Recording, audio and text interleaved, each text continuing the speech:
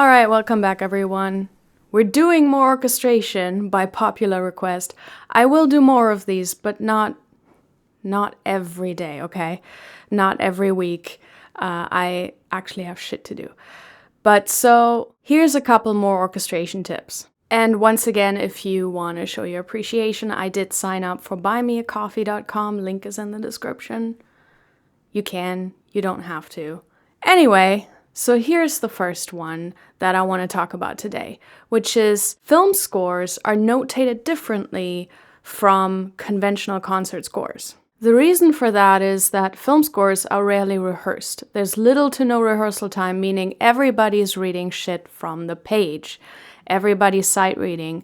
It's a very different skill set for the musicians to be studio musicians compared to concert musicians. A lot of musicians do both, but not all of them. Not every concert musician can also be a studio musician. So one thing that is different is that we put a bar number under every single bar. In concert music, you usually see a bar number every 5 bars, sometimes every 10 bars.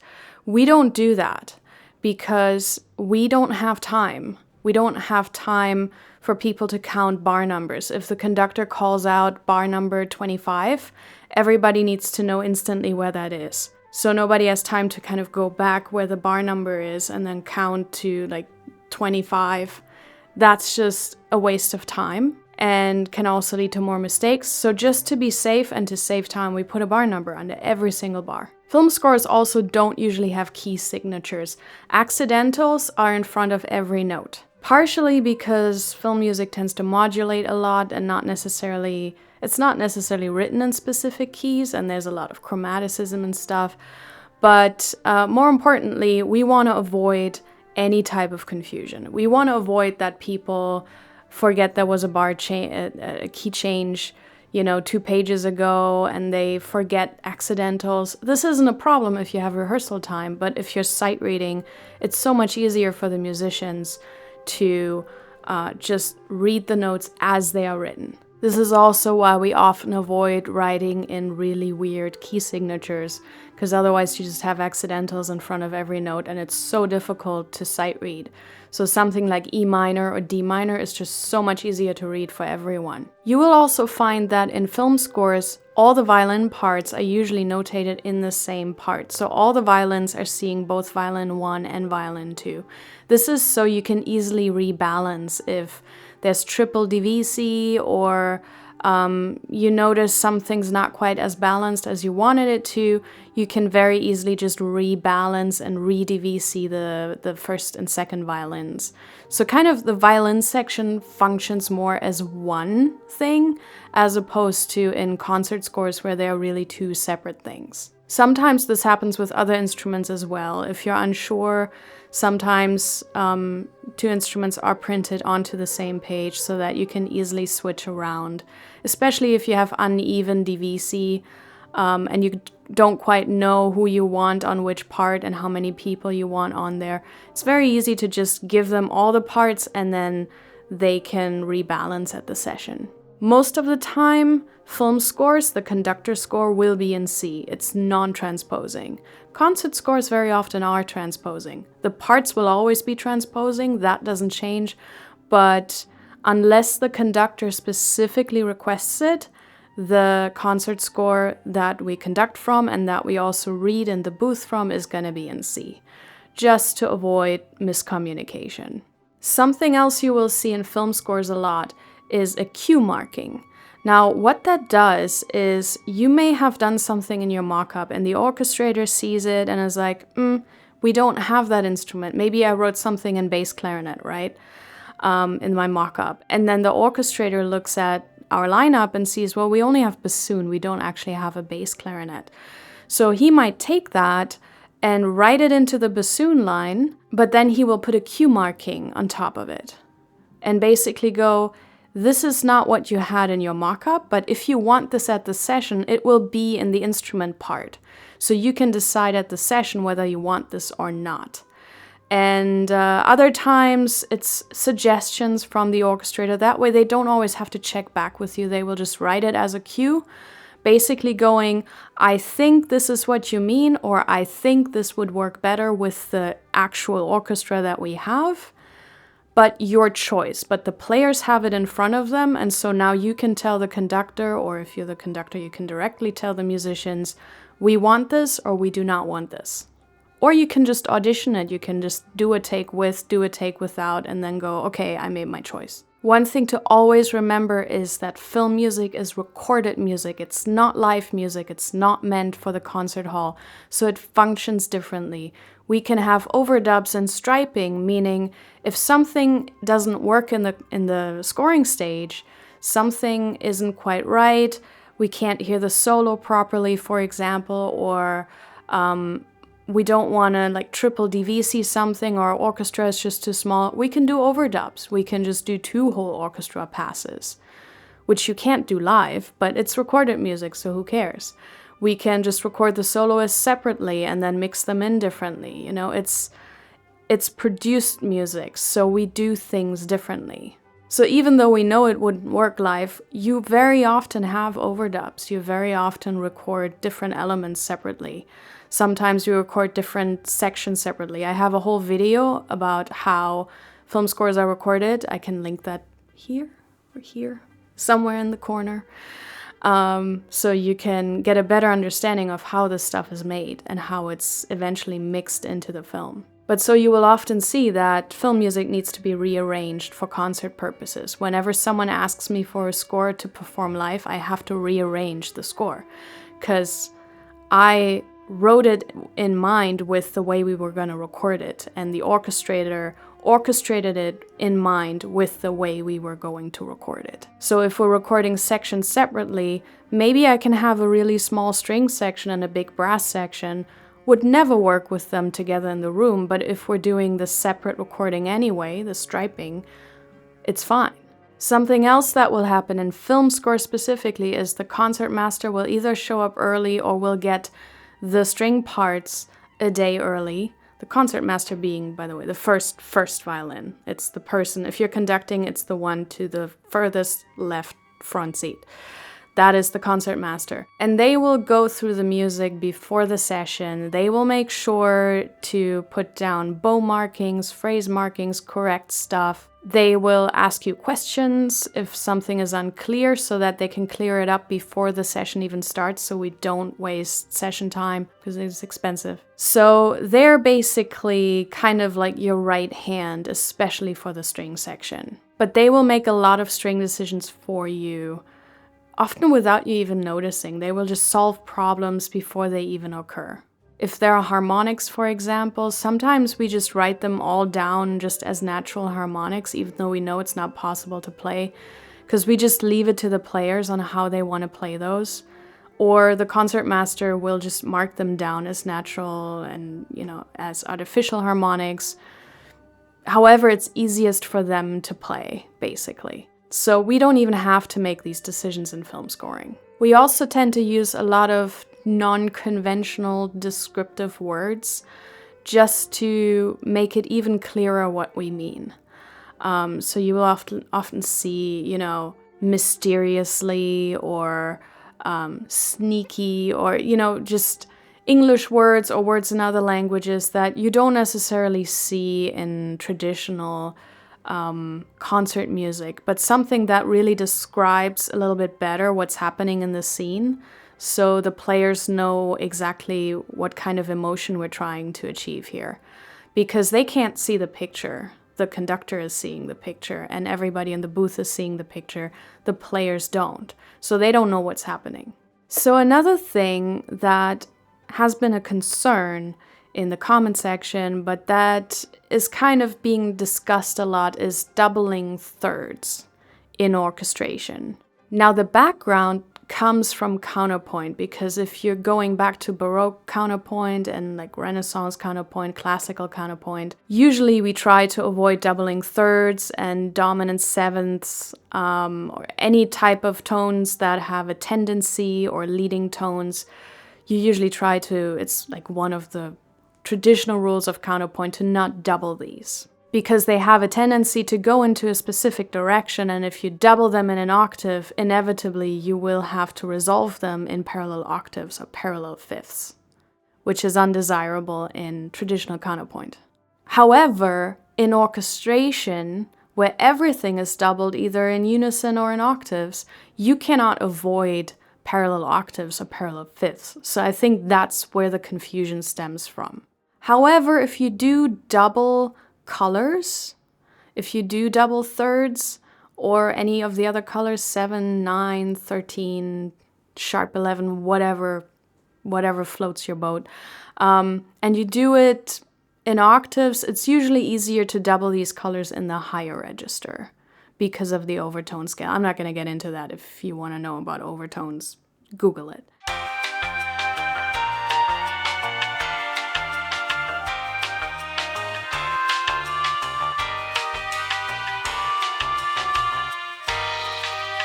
However, when in doubt, you can always just double the root or the fifth.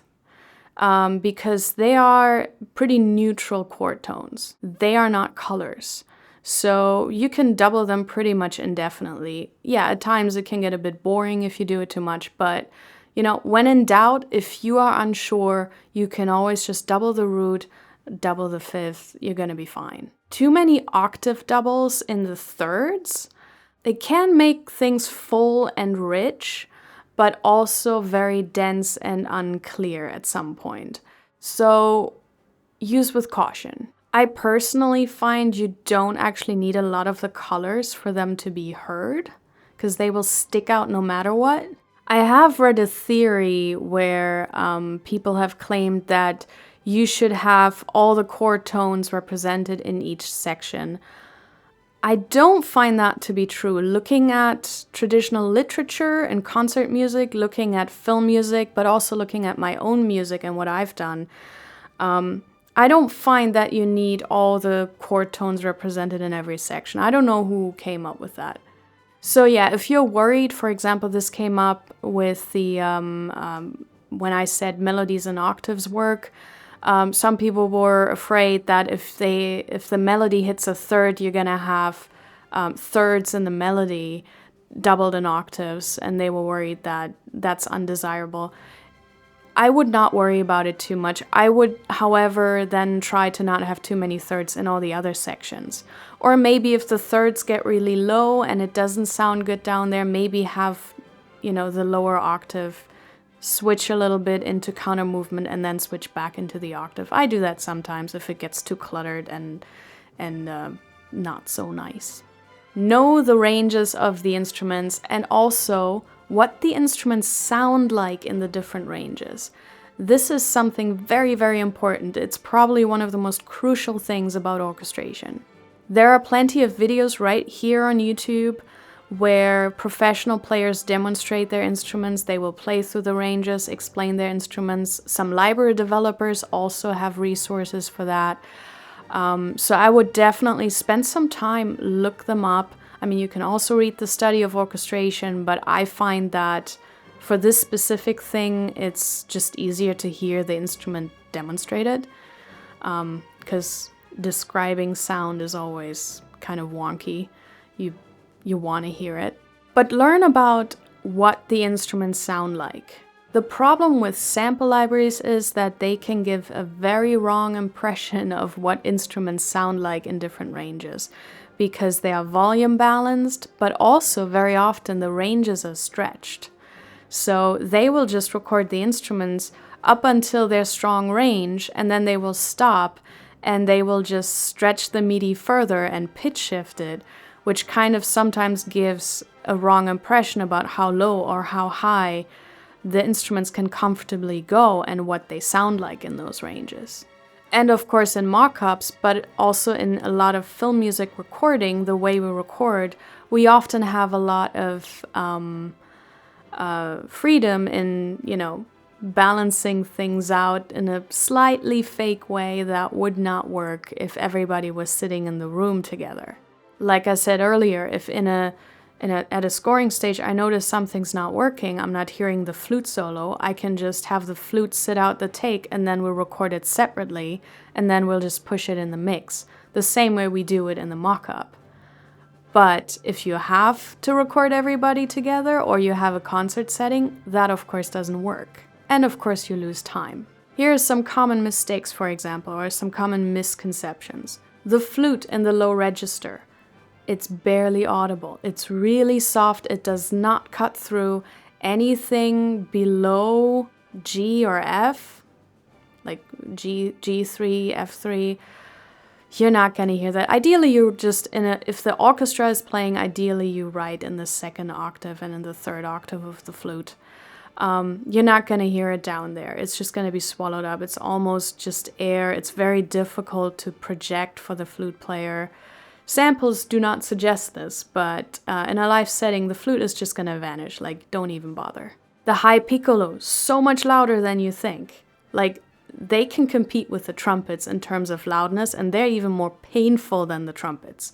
Because piccolo in like the third octave, oh, it's a treat for everyone around the piccolo player. It is.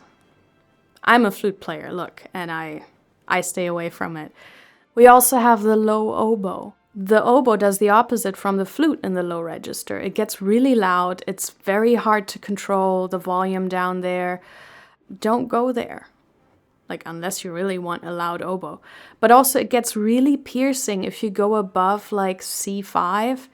It's really shrill and piercing and not at all lyrical anymore. Like the oboe in general has a very small range in which it functions really well and sounds lyrical. Everything outside of that is kind of difficult to write for and difficult to play. Then you have the clarinets, which are kind of these wondrous instruments that go across like, I don't know, 4 octaves or something. And they sound great in all the octaves. They sound beautiful and balanced, and it's just a really great all-rounder to write for. Like, you usually never have to worry about the clarinets. Bassoons are softer than you think. And double reeds in general have trouble coming in from nothing, coming in from niente, and fading to nothing. We do that a lot in our mock-ups with like CC11 and CC7. We just like have all these fade-ins from nothing and fade out to nothing. Double reeds have a really hard time doing that. If you ask them to do that in a session, they're going to be struggling a lot. Whereas in mock-ups, obviously, super easy for us to do. Another thing, very common, high horns are not very loud. If you go above like C4, D4, that's where the like comfortable loud range kind of ends. That's where horns are getting thin and soft and hard to control. And in sample libraries, you will just see that they're sampled up to there, and then they just drag out the MIDI. So everybody thinks horns can play way higher than they can, way more forcefully than they can, when really up there, they're struggling. They're getting soft and thin and just, they're not powerful there. Then you also have decisions you need to make, like, do you want a line be played in the low violas or in the high celli? High celli sound way more intense.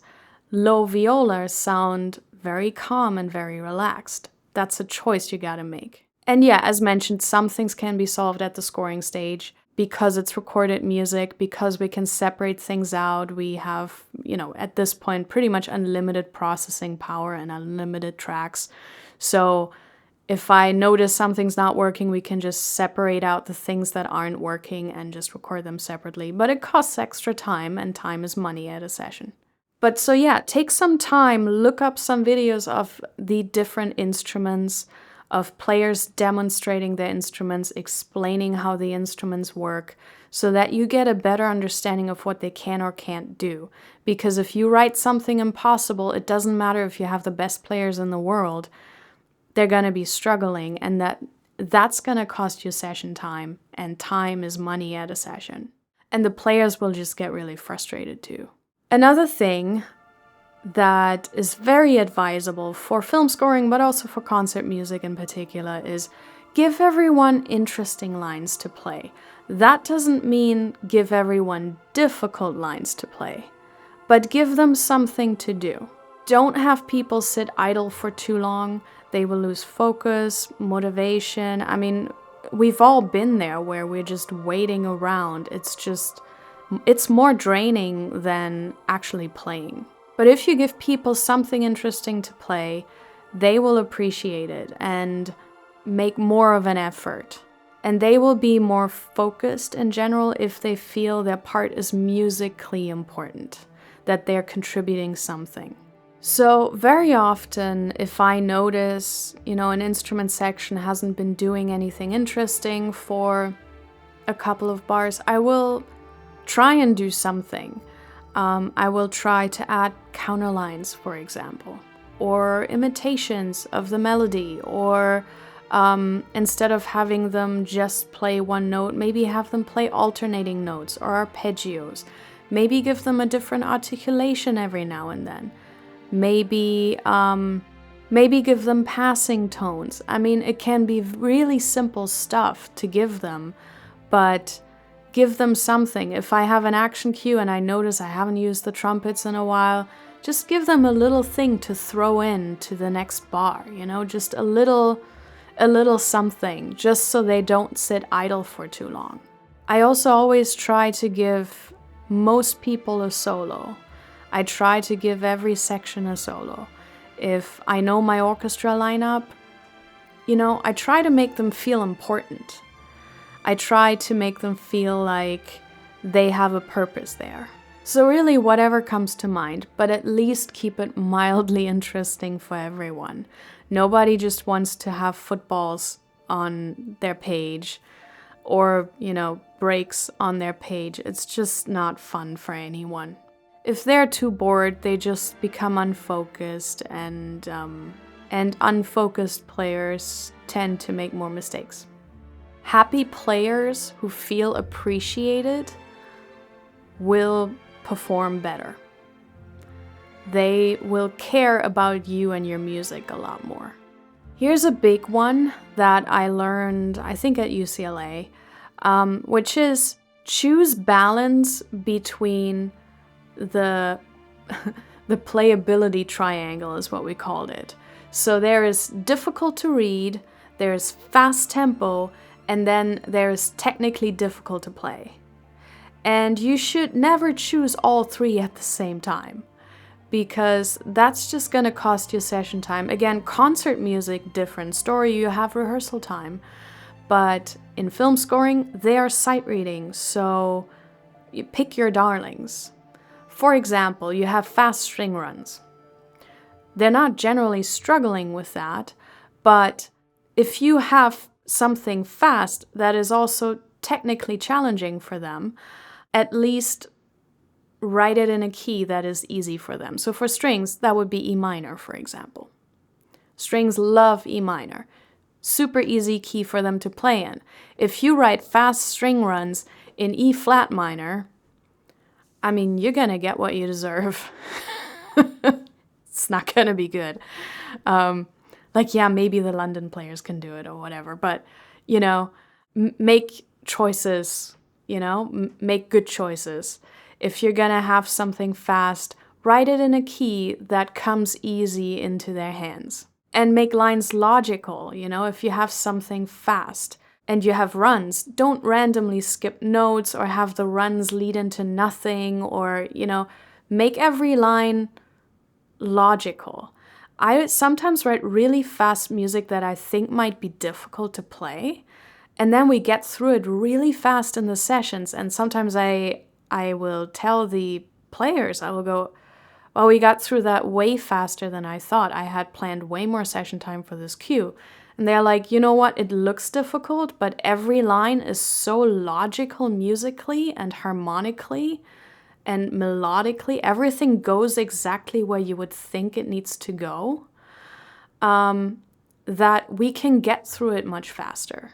So they can memorize it faster, because usually they're not just superb sight readers, they're also really great at memorizing the music very quickly and then playing it from memory without having to read everything anymore. And so if the lines are logical, they're having such an easy time playing it, even if it's fast. But as long as it's in a really playable, friendly key for them to read, and the music is logical, they can play it very quickly. Likewise, if you have slow music, you could write in more obscure keys, or you can write music that is less logical and less easy to remember for them, because they have more time to read it because the tempo is slow. So always pick your darlings, always kind of weigh the pros and cons of doing something and figure out, should I modulate to this key? I very often have pieces of music where I modulate in MIDI and then later on I see what keys I modulated to and I will change the modulation because I know if I go to specific keys, it's gonna cost me extra session time, and I don't want to lose session time just because I want it to be fancy and then modulate to like G flat major just because that's where I wanted to go. Is it really that important that I end up in that key? Or could I also just end up in G major or F major? I hope this was helpful. It's really getting dark here. I can see myself on the screen. I'm barely there anymore. I'll do more of these as promised. Not every week, but I will be doing more of these. Don't worry.